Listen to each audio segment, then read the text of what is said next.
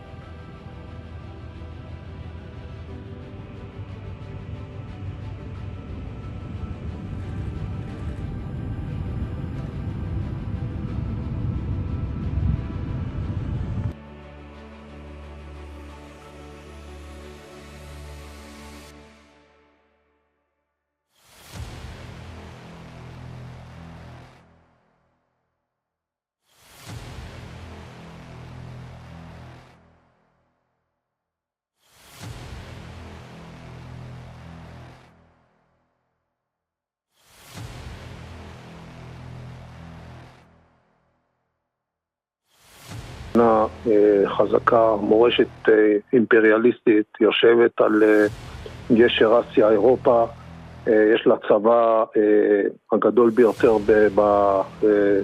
באיחוד האירופי או בנאטו, למעט האמריקאים, תעשייה ביטחונית מאוד חזקה, עובדים חרוצים מן המעשה, אזור התעשייה העיקרי של אירופה.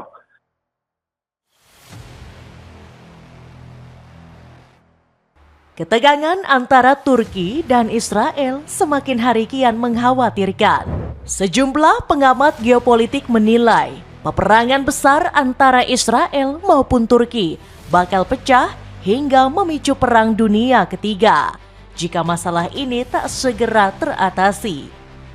Memang benar kata pepatah, kenali musuhmu, kamu tidak perlu takut akan hasil dari 100 pertempuran. Israel seolah salah memilih lawan, mengingat Turki bukanlah sembarang negara yang bisa ditaklukkan.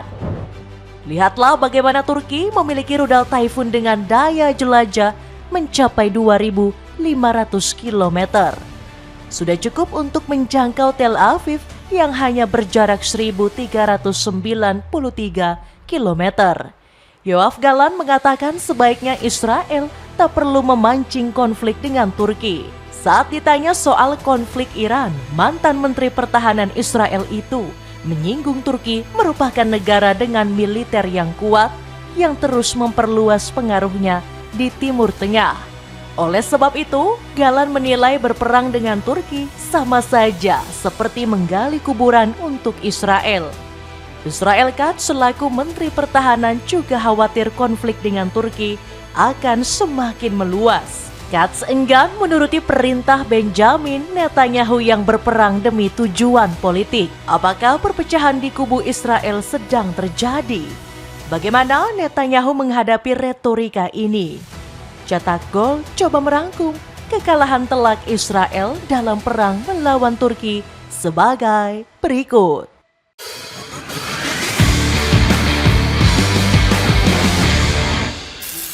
Turki dalam mode siaga tempur, rudal Typhoon siap meluncur. Memang benar kata pepatah, di atas langit masih ada langit. Pemahaman dasar itulah yang nampaknya perlu diingat betul-betul oleh Israel yang berlagak seperti preman.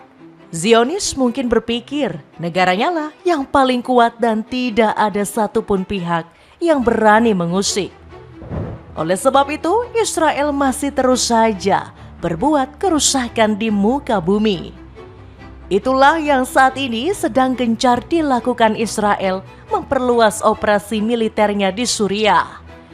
Hal ini diungkap oleh seorang reporter yang melaporkan jika Israel saat ini mengincar aset militer Turki. כן טלי, אז כבר בשבוע שעבר אנחנו דיווחנו פחות מיממה אחרי התקיפה החריגה של ישראל בצפון סוריה, שהשלטון בדמשק לא שש אלי קרב, ומה שבאמת מחזק את זה המסרים המאוד מפויסים היום של שר החוץ הסורי אסד שייבני לסוכנות הידיעות רויטר. מקביל אנחנו התבשרנו על הפגישה שלו, הפגישה החריגה עם ראש המוסד רומן גופמן, זה מדבר בעד עצמו. גורם סורי שמעורה בעמדה של השלטון בדמשק אומר לערב את הדבר הבא: בימים האחרונים הייתה דאגה אמיתית שם שישראל תרחיב את התקיפות שלה ברק.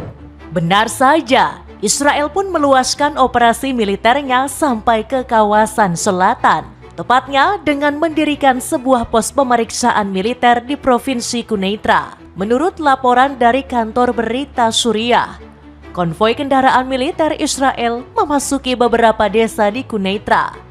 Layaknya seperti kera yang kelaparan, mereka merusak lahan pertanian warga setempat. Yang lebih kejamnya lagi, Zionis juga menghancurkan sumur air serta menyita ternak milik warga. Tindakan ini jelas merupakan sebuah tantangan Israel untuk berperang melawan Turki. Hakan Fidan pernah berkata, Zionis akan menjadikan Turki sebagai sasaran barunya. Menteri Luar Negeri itu menyebut Israel memiliki tujuan untuk meruntuhkan rezim Recep Tayyip Erdogan. Bukan sekedar asumsi belaka, mengingat Netanyahu pernah memajang foto Erdogan. Foto tersebut dijadikan alat politik Netanyahu untuk menggait suara menjelang pemilu. Netanyahu menyebut pemimpin yang ada dalam poster tersebut merupakan teroris yang harus segera dibasmi. Apa tanggapan dari pemerintah Turki mengenai hal tersebut? Turki mengecam keras poster tersebut dan mengatakan tindakan ini sebagai kampanye murahan. Hakan Fidan memperingatkan Zionis agar tak mengusik Turki. Pria berumur 58 tahun itu sebenarnya tak ingin berperang dengan Israel yang bisa menambah panas kawasan Timur Tengah. Tapi nampaknya telinga Benjamin Netanyahu sudah disusupi oleh bisikan-bisikan iblis. Sejumlah pengamat geopolitik berpendapat ketegangan Israel dan Turki semakin mengkhawatirkan. Penyebab utamanya adalah Zionis yang terus memperluas operasi militernya di Suriah. Tujuan utamanya adalah mengusir pengaruh militer Turki di negeri Syam. Benar saja, Israel kembali membombardir Suriah. Serangan kali ini gak hanya menargetkan fasilitas militer, melainkan juga warga sipil Suriah. Bayangkan, Zionis menggunakan sebuah rudal untuk menyerang sebuah mobil yang tengah melintas di kawasan desa Beijing. Mobil tersebut hancur lebur meski masih terlihat cukup utuh. Militer Israel beralasan penyerangan ini menargetkan seseorang yang diduga teroris. Pengemudi di dalam kendaraan tersebut diduga kuat memiliki rencana untuk menyerang Israel. Kementerian Luar Negeri Suriah mengecam keras tindakan Zionis. Menurut mereka, ini adalah sebuah pelanggaran berat yang bisa mengancam kedaulatan negara. Serangan Israel di Suriah telah membuat Turki masuk ke dalam siaga tempur. Zionis seolah salah dalam memilih lawan. Memang benar kata pepatah, kenali musuhmu maka kau akan menang 1000 pertempuran. Zionis nggak sadar jika Turki bukanlah negara lemah yang dengan mudah ditaklukkan. Lihatlah bagaimana negara bulan bintang ini memiliki rudal Typhoon dengan daya jelajah 2.500 km.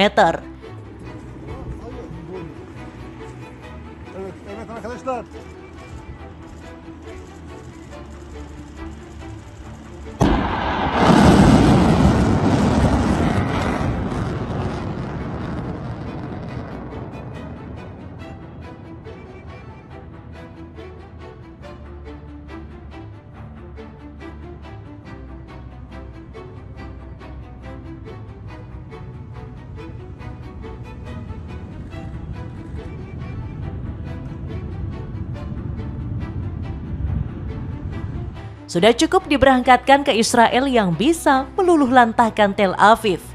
Jarak dari Ankara ke ibu kota Israel ini sendiri kurang lebih 1.300 km. Tak cuma itu, militer Turki juga memamerkan alutsista di tengah memanasnya hubungan dengan Israel. Pesawat-pesawat militer Turki dikabarkan tengah berlatih sebagai antisipasi peperangan.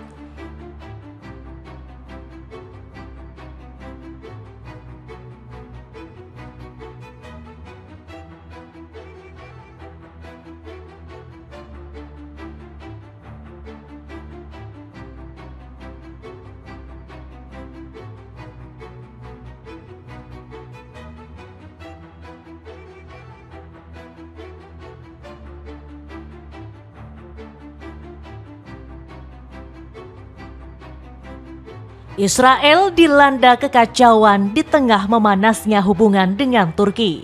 Baru digertak dengan rudal Typhoon saja, Israel seolah sudah ketakutan setengah mati. Yoav Galan khawatir Turki bisa memperluas pengaruhnya di Timur Tengah. Saat ditanya dengan reporter, mantan Menteri Pertahanan Israel itu menyinggung Iran. Galan mengatakan jika kekuasaan rezim Republik Islam Iran runtuh, maka akan ada kekosongan jabatan. Galan menyebut Turki akan memanfaatkan situasi tersebut untuk memperluas pengaruhnya. סלים, עד כמה זה מדאיג אותך בבוקר הזה? תראה, קודם כל צריך להבין שכאשר איראן נחלשת, הוואקום הזה יתמלא על ידי מישהו, והמועמדת הטבעית, בעלת השאיפות האימפריאליסטיות באזור, במזרח התיכון, זה טורקיה. טורקיה היא מדינה... Galan menambahkan sebaiknya Israel nggak perlu mencari gara-gara dengan Turki. Menurutnya, negeri bulan bintang itu bukan sembarang lawan yang bisa dengan mudah dikalahkan. Galan menyebut Turki merupakan negara dengan kekuatan utama NATO.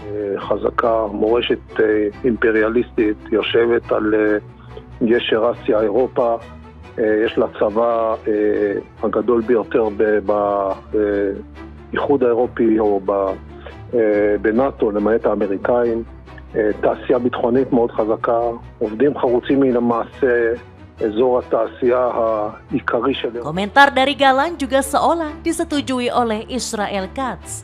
Menteri Pertahanan Israel itu khawatir konflik dengan Turki akan semakin meluas dan sulit untuk dikendalikan. Katz mengatakan Netanyahu seharusnya tidak perlu membuat konfrontasi yang merugikan Israel. Pernyataan dari para tokoh ataupun pejabat Israel membuat kita bertanya-tanya, apakah ada kekacauan yang terjadi di dalam tubuh politik Israel? Channel 12 melaporkan hampir seluruh pejabat Israel tak setuju dengan keputusan Netanyahu menyerang Suriah. Militer Israel berpendapat tindakan Netanyahu justru bikin hubungan dengan Turki memanas. Lagi-lagi tujuannya hanya satu, yakni mempertahankan kekuasaan. Militer Israel menilai isu konflik dengan Turki dimanfaatkan oleh partai Netanyahu, yakni Likud. Partai Likud sengaja mengkampanyekan perang untuk menimbulkan huru-hara menjelang pemilu Israel. Kemudian Netanyahu datang dengan dalih melindungi rakyat Israel dari ancaman. Sejumlah pejabat dalam keamanan menginginkan agar operasi tersebut dilakukan secara diam-diam atau di bawah radar tanpa sorotan publik menjelang pemilu, tulis laporan Channel 12. Berbagai masalah geopolitik yang terjadi ternyata ikut menghadirkan suasana mencekam di Israel. Di luar mendapat kecaman di mana-mana, sementara di dalam negerinya sendiri mereka juga terancam mara bahaya yang begitu besar. Rencana pembalasan Iran serta hilangnya dukungan Amerika Serikat membuat wilayah mereka begitu rentan diserang. Akibatnya, banyak warga Zionis yang memandang wilayah Israel sudah tidak aman lagi. Terbukti ternyata banyak warga mereka yang tidak memutuskan kembali setelah pergi ke luar negeri. Ironisnya, penurunan jumlah orang yang kembali berjalan beriringan bersama peningkatan warga yang memutuskan pergi meninggalkan Israel. Fakta pahit ini bahkan dibocorkan oleh laporan Pusat Penelitian dan Informasi Knesset, sebagaimana dikutip media Israel Yediot Ahronoth. Menurut laporan tersebut, rata-rata jumlah warga Israel yang kembali ke tanah airnya mencapai 9.300 orang pada periode 2008 hingga 2012. Namun jumlahnya turun menjadi sekitar 7.400 orang pada periode 2013 hingga 2020. Hal ini belum ditambah penurunan paling drastis di tahun 2024. Di mana hanya ada 3.800 orang yang kembali ke Israel. Banyaknya warga yang pergi tentu bisa membuat Israel terguncang hebat. Gilad Karif mengatakan jika masalah ini tak teratasi, lama-kelamaan Israel berpotensi bubar. Dapatkan paket bundling 3 pieces celana pendek pria super nyaman yang lagi turun harga. Cek linknya di bawah ini buat dapetin harga promonya. Israel semakin banyak musuh, sekutu mulai membelot. Tak hanya terancam bubar, perseteruan dengan Turki membuat Israel semakin banyak musuh. Banyak sekutu Zionis yang tidak setuju dan mengecam keras aksi barbar Netanyahu. Sikap semena-mena Israel tentunya tidak akan dibiarkan menguap oleh NATO. Terlebih Turki merupakan salah satu anggota penting dalam perkumpulan tersebut. Contohnya di sektor ekonomi, Turki menyumbang 6,301% dari total anggaran bersama NATO. Hal itu menjadikan mereka sebagai kontributor terbesar ke-7 dari total 32 negara. Selain itu, Turki juga berperan besar dalam aspek lainnya termasuk geopolitik, industri, serta kebijakan dan diplomasi. Tidak cukup di situ, Turki juga memiliki andil besar dalam aspek militer. Menurut Global Firepower, Turki merupakan negara dengan kekuatan militer terbesar ke-9 di dunia. Kehilangan salah satu sekutu terkuatnya merupakan ancaman besar bagi NATO.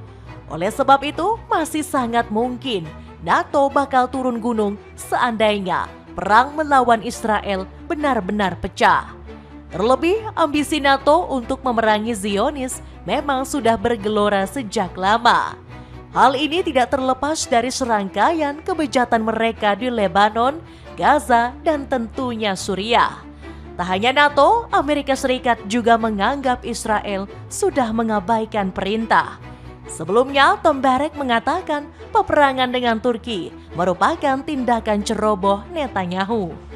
AS bahkan berbalik mendukung Turki untuk memenangkan perang kali ini. Negeri dua benua dinilai memiliki kekuatan yang besar untuk bisa memberikan pelajaran kepada Zionis. Perbedaan pandangan antara Trump dan Netanyahu membuat hubungan keduanya kian merenggang.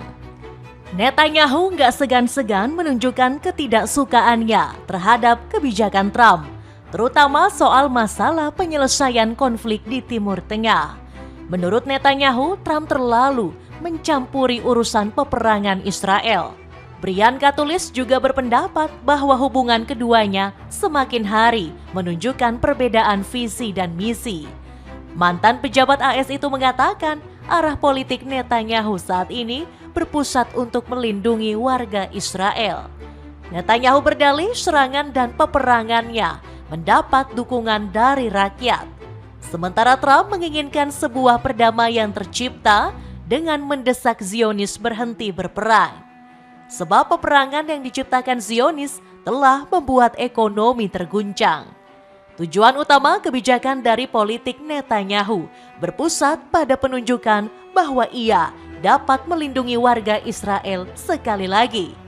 Oleh karena itu, ia terus melakukan kampanye bahwa ia dapat melindungi warga Israel.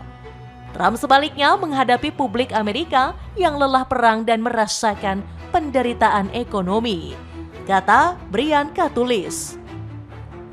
Sepatu Doc Mart versi lokal ini lagi turun harga, cek linknya di bawah ini. Itulah ulasan kekalahan telak Israel dalam perang melawan Turki. Bagaimanakah pendapatmu? Apakah Israel mengurungkan niatnya menjadikan Turki sebagai musuh baru dengan banyaknya perlawanan? Coba tulis pendapatmu di kolom komentar di bawah ini.